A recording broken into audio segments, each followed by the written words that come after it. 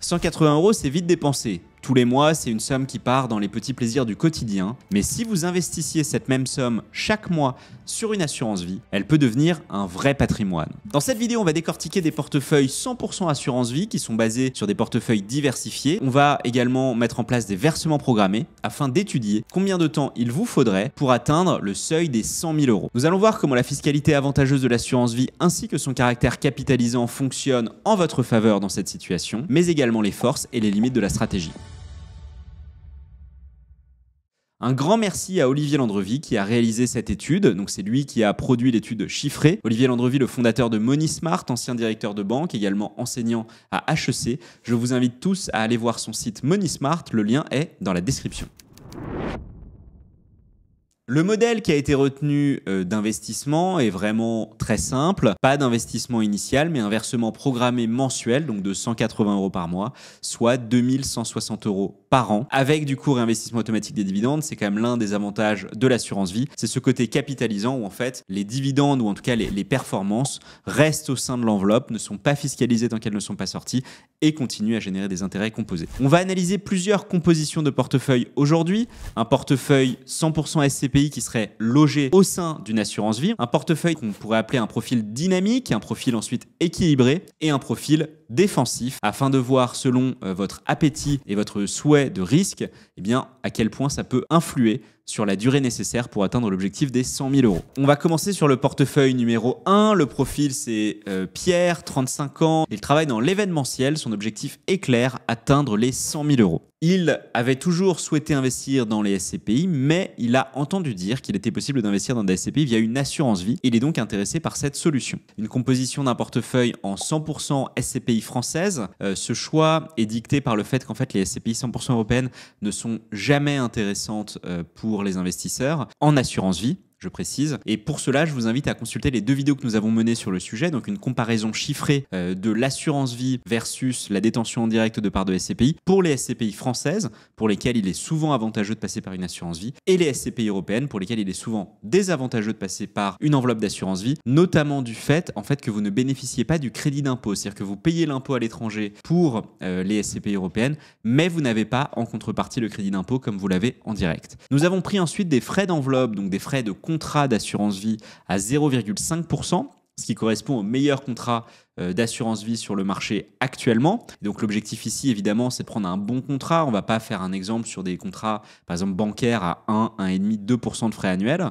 Et on a pris du coup un rendement de la SCPI de 5%, qui va donc être évidemment défalqué du frais de contrat de 0,5% pour un rendement global après frais de contrat de 4,5%. Alors ce 5% est très légèrement au-dessus de la moyenne des rendements de 2024 pour les SCPI, mais la raison est assez simple, c'est qu'en fait malheureusement la moyenne des rendements 2024 est un petit peu plombée par certaines SCPI, donc nous avons considéré que vous étiez capable de surperformer légèrement en faisant un choix qui ne soit pas juste un choix moyen. C'est le moment de rentrer dans les chiffres, dans le dur, et donc ce qu'on observe, c'est que par exemple en fin d'année 1, pour vous détailler un petit peu le calcul, eh bien on a injecté 2160 € et on considère qu'on a à la fin de l'année 2209 €, puisque donc nous avons les 2160 € et les intérêts générés. Alors la raison pour laquelle vous avez 2209, c'est qu'en fait on considère que vous ne générez des intérêts que sur la moitié de la somme. La raison est assez simple, évidemment. Au 1er janvier, quand vous avez investi 0, vous n'avez aucun intérêt. Au 31 décembre, quand vous avez investi la somme totale des 2160 €, les intérêts se calculent sur la somme globale.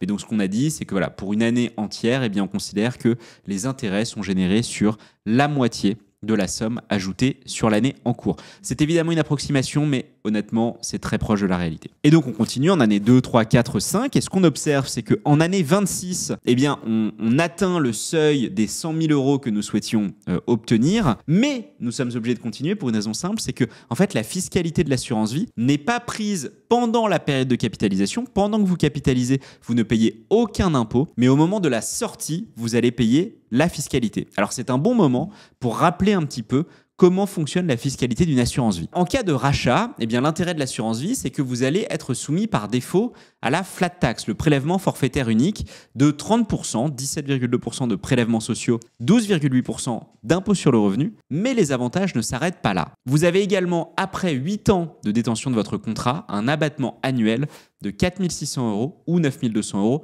si vous êtes en couple. Ce que ça veut dire cet abattement, c'est que tant que vous ne dépassez pas 4 600 € de plus-value sorties chaque année, vous ne payez pas d'impôt sur le revenu.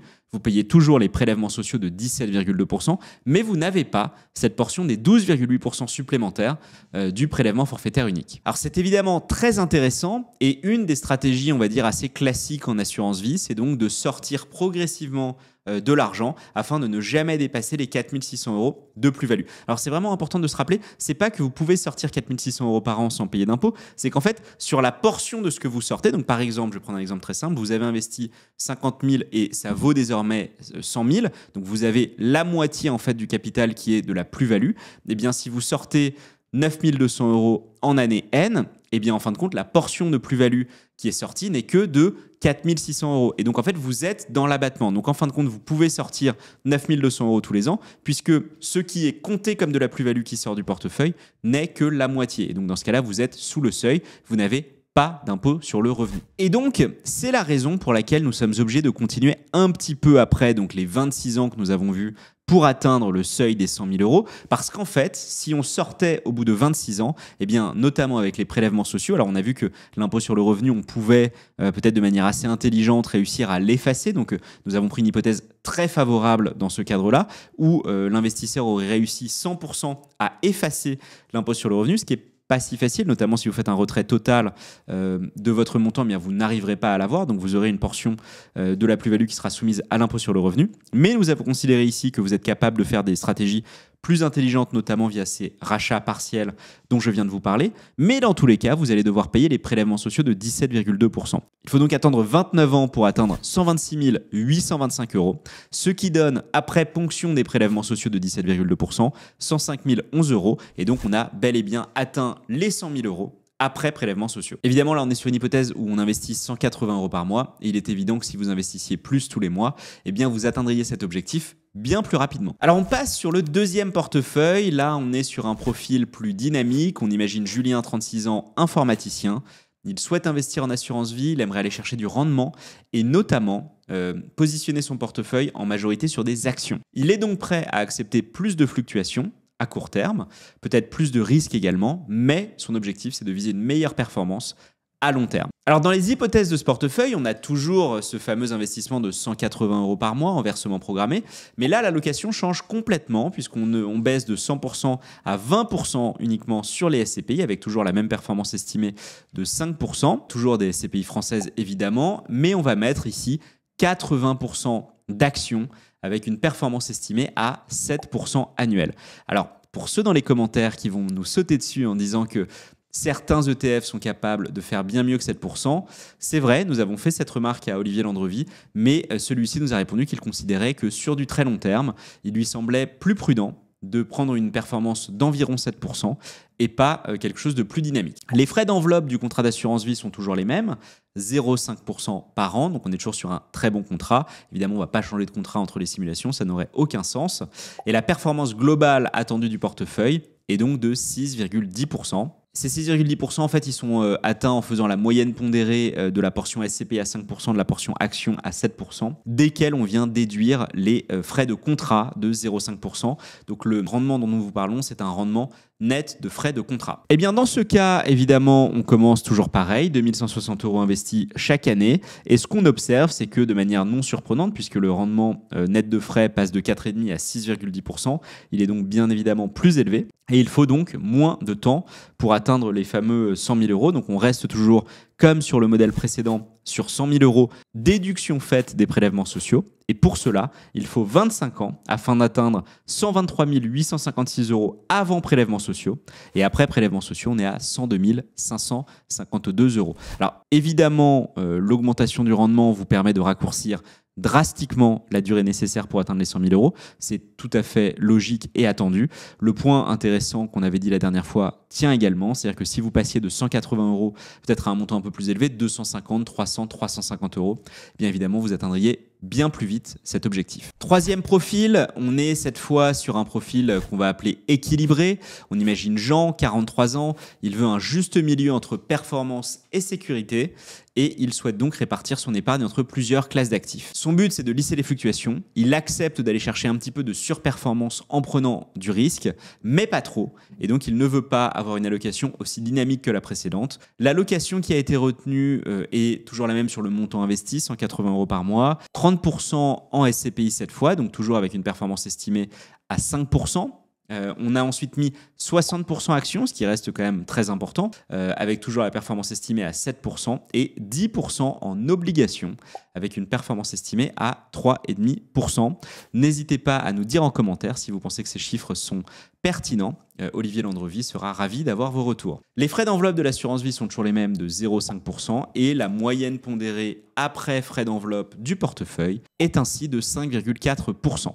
La fiscalité est toujours la même et on refait le calcul, vous tombez dans la feuille de calcul et on observe cette fois qu'il faut 26 ans avec ce profil pour atteindre 99 497 € après prélèvements sociaux. Donc un an de plus seulement que sur le profil dynamique, sauf que évidemment, en fait, on a essayé de faire en sorte d'être le plus près possible des 100 000 €. Bon, on était à 102 000 sur le profil dynamique au bout de 25 ans, on est à 99 497 au bout de 26 ans sur ce profil. Donc on voit clairement quand même une petite différence entre les deux profils. Et on va maintenant voir un profil qu'on pourrait appeler un petit peu plus prudent, en tout cas un profil plus défensif. On imagine Philippe qui lui a 56 ans, il est un petit peu plus âgé, il se rapproche de la retraite, il souhaite investir en assurance vie, il veut toujours un petit peu de performance, mais il voudrait limiter le risque. Et donc nous avons sélectionné une allocation qui est plus sûre, qui ne permet pas de maximiser le rendement, mais principalement quand même de protéger le capital et d'assurer une progression régulière de son portefeuille. Sur ce profil défensif, on a donc toujours un investissement de 180 € par mois, mais l'allocation cette fois est évidemment pas du tout la même. On a mis 40% en SCPI avec toujours cette performance de 5%, 30% en actions, donc ça a quand même largement baissé.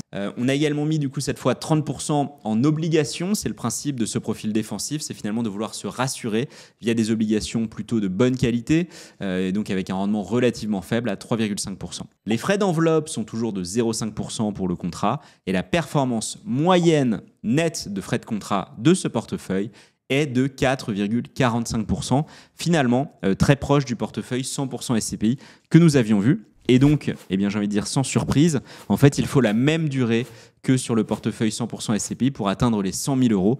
Il faut 29 ans pour atteindre 104 000 €, 135 avec ce profil défensif. Alors l'objectif, c'est pas de classer d'ailleurs ces profils, c'est vraiment de montrer des cas différents entre quelqu'un de très jeune avec une forte appétence pour le risque versus quelqu'un peut-être un peu plus proche de la retraite qui va vouloir plus protéger son patrimoine. Voilà, mais pour vous montrer que dans tous les cas, eh bien, on est capable d'obtenir de très belles performances via les intérêts composés. Alors que vous soyez un profil dynamique, équilibré ou défensif, ou alors que vous soyez un profil 100% immobilier sur des SCPI, eh bien vous savez désormais comment 180 € par mois peuvent se transformer sur le long terme et changer votre vie ou votre retraite. N'hésitez pas à nous dire en commentaire à quel profil vous pensez correspondre et ce que vous avez pensé de nos profils d'ailleurs.